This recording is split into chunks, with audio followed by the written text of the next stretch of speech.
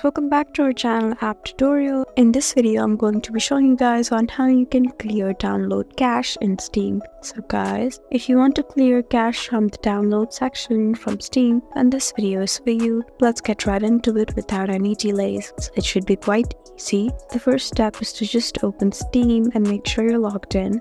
And after that, you just need to open settings. So in order to open settings all at once, just use command and comma and it should be right there. And after that, you just need to find downloads, which should be between library and storage. It's really visible. And after that, all you need to do is find clear download cache. So there are many options over here. Just find clear download cache, which is right here, and tap on clear cache. So you would be shown this page. Tap on confirm, and after you tap on confirm, your Steam app will restart and update and clear your download cache. I hope this video was helpful for you.